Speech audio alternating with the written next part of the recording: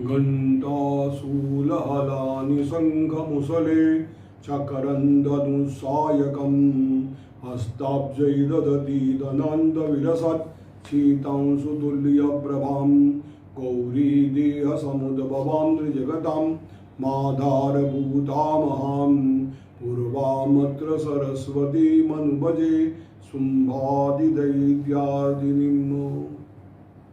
आज अष्टमी है, दुर्गाष्टमी। शुक्ल पक्ष में आने वाले अष्टमी को दुर्गाष्टमी कहते हैं और कृष्ण पक्ष में आने वाले अष्टमी को कालाष्टमी कहते हैं। आज मां का बड़ा दिन है।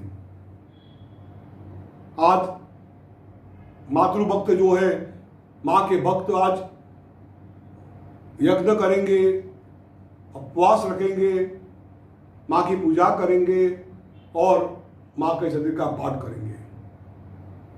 हम भी आज जो उत्तर क्षेत्र है उसकी आज बात करते हैं। उसकी देवी है मां सरस्वती और भगवान रुद्र उसके ऋषि है। इस चरित्र में काम की बातें आती है। काम, मां जगदम्बा काम का भी विनाश करती है, क्रोध का भी आ गया, लोभ का मोह का विनाश, अब जो मोह है काम, उसका विनाश करती है। शुंभ निशुंभ नाम के दो राक्षस थे, असुर थे, जिन्होंने फिर से देवताओं को हराया और इंद्र का ईश्वर लेकर त्रैलोक में राज करने लगे। तब देवताओं को याद था कि मां ने कहा था जब भी मुझे याद करोगे तब मैं तुम्हारे पास आ जाऊंगा। उन्होंने देवी सूक्त का पाठ किया और मां की प्रार्थना शुरू कर दी। नमो देव्यै महादेव्यै शिवायै सततं नमः। नमः प्रकृत्यै भद्रायै नियतां प्रणतां स्मृताम्। मां के 16 स्वरूप जो है, बुद्धि, चैतन्य, तो विष्णु माया, लक्ष्मी, छाया, शक्ति, ये सब स्वरूप को नमस्कार करके विश्व में जो स्वरूप देवी जितने भी, या देवी सर्वभूतेषु बुद्धि रूपेण संस्थिता, जो बुद्धि रूप में सब में रहती है, उस प्रकार से सर्वव्यापी मां जगदम्बा की उन्होंने प्रार्थना की है। मां प्रार्थना सुनकर हिमालय के अंदर बहुत सुंदर रूप लेके बैठ जाती है। वहां पर चंडमुंड नाम के दो राक्षस जो उनके अनुचर थे, उनके जो दूत थे, सैनिक थे, उन्होंने मां का स्वरूप देखा, बड़े पसंद हो गए। सुंदर स्त्री को देख के कौन पसंद नहीं होगा। वो अपने स्वामी के पास जाते, बोलते हैं चंडमुंड को, शुंभ निशुंभ को कि भाई तुम्हारे पास ये इंद्र का ऐरावत हाथी है, सूर्य का उच्च घोड़ा है, आपके पास सब कुछ है, लेकिन सुंदर स्त्री जो दुनिया में कहीं पर नहीं है, ऐसी सुंदर स्त्री जगह विराजमान है, उसको तो लाओ तुम। और काम उसके सर पे सवार हो गया। उन्होंने अपने दूत को मां जगदम्बा के पास भेजा। वो दूत मां जगदम्बा के पास जाता है और उनको कहता है कि मां नहीं बोलता है वहां पर, देवी, हमारे स्वामी शुंभ निशुंभ जो है वो आपसे शादी करना चाहते हैं। उनके पास बहुत धन है, पूरी दुनिया में जितने भी रत्न हैं, देवताओं की जितनी शक्तियां हैं, वो सब उन्होंने हरण कर लिए, अपने पास रखिए। वो चाहते हैं कि आप उनके पास, आप भी स्त्री रत्न हो, आप भी आके उनसे शादी करो। हमारे वहां स्त्री को अबला कहा गया है। अबला, स्त्री को अबला कहते हैं, गलत है। देखो यह मां क्या बोलती है, स्त्री है वो। मां क्या बोलती है, स्त्री अबला नहीं है, वो तो शक्ति स्वरूपा है। इसका प्रमाण इस श्लोक के अंदर है। मां कहती है भाई ऐसा है, मैंने अपने प्रतिज्ञा दी है, यो माम जयति संग्रामे यो मे दर्पम व्यपोहतु यो मे प्रतिबलो लोके समय भरता भविष्यति। स्त्री को कहा भी शादी करा दो, कैसा लड़का मिला दो, ऐसा नहीं होता है। मां ने कहा मैंने प्रतिज्ञा की थी, जो मेरे साथ युद्ध करेगा, मुझे युद्ध में जीतेगा, वही मेरा पति होगा। वो दूत कहता है भी तू कैसे लड़ सकती उनसे, वो तो बड़े शक्तिशाली है, बहुत उनके पास पैसा है, बहुत बड़ा सैन्य है, बहुत उसकी शक्तियां हैं। माने बोला कुछ भी हो उनको जाके बोल मेरी प्रतिज्ञा है, तेरा काम तूने कर दिया, तू जाके उनको बोल, ऐसी प्रतिज्ञा उनकी है, जो उसको जीतेगा वही उसको ले जाएगा, मुझे जीतो ले जाओ, समय भरता भविष्य दी। दूत आता है और अपने स्वामी को बात करता है, नमक मिर्ची डाल के, वो देवी ऐसा बोल रही, ऐसा बोल रही, बोले आपको क्या करना है, बोले अभी। तो उसने एक धूम्राक्ष नाम का राक्षस था, बहुत बड़े शक्तिशाली था, धूम्रलोचन। उसको बोला जाओ भाई तुम जाके उसको पकड़ के ले आओ। वो राक्षस जाता है वहां जाके जगदम्बा को देखकर बोलता है तू मेरे साथ चल,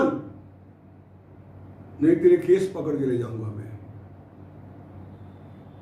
मां जगदम्बा कहती भी तू बलवान है, आया तो ले जा मुझे। वो दौड़ता है उसको पकड़ने के लिए, मां हुंकार करती है, वो जल के भस्म हो जाता है। उसकी पूरी सेना का मां संहार कर देती है। और जब ये बात शुंभ निशुंभ को पता चलती है तो वो बड़े क्रोधित होते हैं और चंड मुंड नाम के 2 दैत्यों को जो बेचती है वो, जाओ उनको पकड़ के लाओ। 2 दैत्य वहां जाते हैं। उस समय माजरा गुस्से में थी, क्रोध आया उनको, और क्रोध के वक्त उनके शरीर में से महाकाली का प्रादुर्भाव हुआ। विभिचर्म पदी दाना शुष्क मांसाति भैरवा अति विस्तार वदना जिह्वा नगर भीषणा, भयंकर स्वरूप, कमर और पेट जुड़ा हुआ था, बिल्कुल काली थी, बाल खुले थे, हाथ में उसके खड्ग था और उसके खप्पर था उसके हाथ में। वो महाकाली प्रकट हुई है और महाकाली ने अपने सिर के बाल को ऐसे कर घुमाए, और बाल जिसे घुमाए ना वे पूरे ब्रह्मांड में अंधकार छा गया। और महाकाली ने ये चंड मुंड नाम के दैत्यों का वध किया और उनका सर लेके माँ जगदम्बा के पास आती है। तो माँ कहती है तूने इनको मारा है, चंड मुंड को मारा है, आज से तेरा नाम चामुंडा होगा, जाओ। उसके बाद फिर से वो लोग पूरा युद्ध करने के लिए शुंभ निशुंभ आते हैं। कई उनके साथ असुर होते हैं। देवताओं ने सोचा माँ अकेली है, माँ अकेली है, माँ को मदद करनी चाहिए। तो उन्होंने जैसे भगवान विष्णु थे तो नारायणी स्वरूप लेके गरुड़ विराजमान है, वह भगवान चतुर्भुज है, नारायणी आती थे, भगवान शिव की स्वरूप में से शैवी आती है, ब्रह्मा जी के रूप ब्रह्माणी आती है, यज्ञ वाराह रूप में वाराही आती है। अलग अलग जो देवता थे वो देवताओं का रूप अपनी शक्ति के रूप में वहां प्रकट होते हैं। और भगवान शिव उस समय कहते हैं कि जगदम्बा इसको फटाफट मारो अब आप। तो माँ कहती है भाई शिव आप ही वहां जाइए, उनको मैसेज दीजिए कि युद्ध छोड़ दो, पाताल में चले जाओ, इंद्र को अपना राज दे दो, सुखी जियो। भगवान शिव को भेजा है, इसलिए शिवदूती ऐसा नाम पड़ा उनका, माँ जगदम्बा का। उसके बाद युद्ध होता है। युद्ध को आप जानते हो कितना भयानक होता है। उस समय राक्षस सेना भागने लगी, तब एक रक्तबीज नाम का राक्षस वहां युद्ध करने आता है। रक्तबीज का ऐसा वरदान था कि उसके शरीर में से खून पड़ेगा ना, जितने खून के बिंदु पड़ेंगे उसमें से उसके जैसा ही भयंकर राक्षस पैदा होगा। ऐसे करोड़ों राक्षस पैदा हो गए उसको मारने से, वो मारने करोड़ों राक्षस पैदा हो गए। तो माँ ने महाकाली चामुंडा को कहा विस्तीर्णम वदनम गुरु, तो अपना मुंह खोल, मैं इसको मारती हूं, जितना खून निकलेगा सब तू पी जा, और ये खून के बिना हो जाएगा, मर जाएगा। ऐसा करके रक्तबीज को मारा है।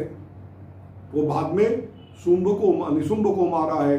वीर शुंभ जो है वो माँ जगदम्बा से कहता है कि तो इतना गर्व किस बात का करती? माँ दुर्गे गर्व माँ वो,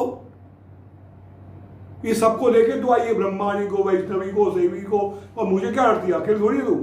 माँ ने कहा एक कई वाह हम जगत तृतीया का ममा परा, ये जितनी भी शक्तियाँ हैं ना वो मेरी से अंदर है, वो सब शक्तियाँ उसमें समा गई है। और फिर भगवती ने युद्ध किया है और शुंभ को भगवती ने मारा है, शुंभ से मारकर ये पूरा जो विश्व है उसको राक्षसों के मुक्त कर दिया है, इंद्र को वापिस रख दिया है। फिर देवताओं ने उनकी 11वें अध्याय में नारायण स्तुति करके माँ जगदम्बा की प्रार्थना की है। शरणागत दीनार्थ परित्राण परायणी सर्वस्यार्थ हरि देवी नारायणी नमोस्तुते, नारायण की प्रार्थना की है।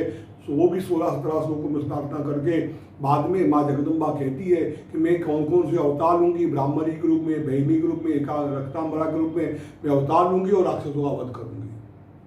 और उसके बाद 13वें अध्याय में राजा सूरत और वही समाधिनम वैश्यो ऋषि को प्रणाम करके ऋषि के विद्या जानकर वो वन में जाते हैं और वहाँ पर बैठकर उन्होंने माता जी की आराधना की।